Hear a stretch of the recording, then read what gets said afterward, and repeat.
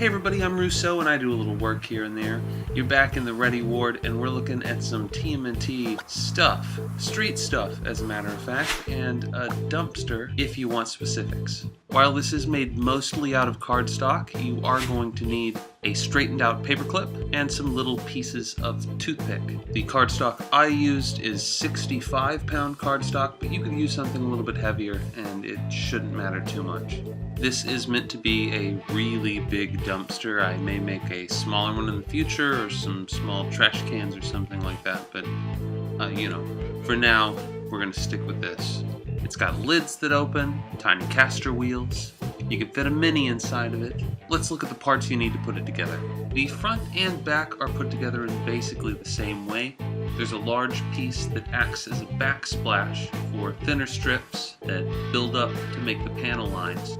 I usually try for 3 total layers because you can get some pretty good relief that way. Of course, the back is a bit taller, so I just make the top strips there a little bit thicker. Also, every side gets a few more layers of a really thin lip. The side pieces go together in basically the same way. You just have to take care with the workings for the tiny little hinges and make sure they get sandwiched in the middle. Of course, the sides are not complete until the trash truck has a way to pick the thing up. For that, you make a rectangle box with no ends, fold some squares into triangles for welded on structural supports, and glue away. Optionally, you can also make some kicker plates so the trash truck doesn't dent the dumpster up when it's tipping it upside down. I will also mention the small eyelets, which I use in pairs for the center of the front and back of the dumpster. On the back, it's for the hinge. It keeps the 2 doors from sliding around more than they should. Of course, underneath all of that, you need a good base, and my base is a rectangle with some holes in it. I've got more strips of paper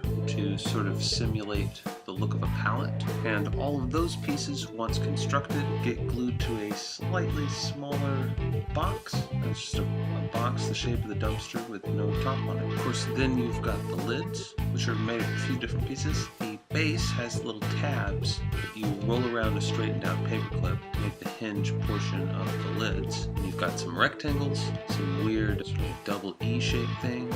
Glue a few layers of each of those in there and you'll have a lid. There are also frames for the caster wheels. These are tiny. Also little squares. I glue in those to reinforce them. The actual wheels are tons of little donut shapes. They're all sort of glued together on a toothpick or something like that, I think. So the first step is definitely just getting all of these little pieces put together, all the separate sides and such. Then you make the box to glue them to. You glue all the pieces to that box. I use a glue stick for a lot of things, putting individual pieces of cardstock together, but I'll use super glue for other things. A lot of the caster wheels are super glued together, for instance, but the caster wheels aren't glued to the main body of the dumpster, so they do swivel around. Also of note, I guess, is that I'm using colored cardstock for this. The only thing that I have painted are the frames of the caster wheels, and I've painted those just a metallic silver. It's a folk art sterling silver on black cardstock. Toothpicks on the top of that. Put all of that together and you already have a pretty attractive dumpster. Of course, it's not quite complete yet.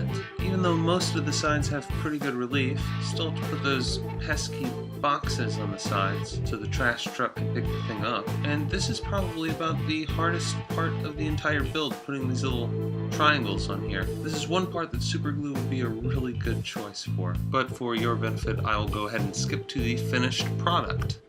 Ah, how exciting. And you can see I'm putting those extra hinge loops to good use. You can wedge an extra piece of paper clip through the front hole and pretend that it's a pipe, holding the doors shut. Of course, the doors do open up. Depending on how well you put the doors together, they'll open and close better or worse, I suppose. Of course, now we have a dumpster. I suppose we have to take it to the next level and make some trash to put in the dumpster. Just basic stuff right now. Using paper towel, grocery bags, and twist ties, just snip to size, makes for convincing enough bags of trash in scale. But yeah, I'd say that's about it.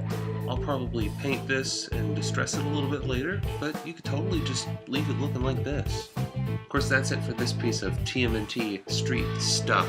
I will post a link to some templates in the description as soon as I've cleaned them up a little bit. Till next time, like and comment.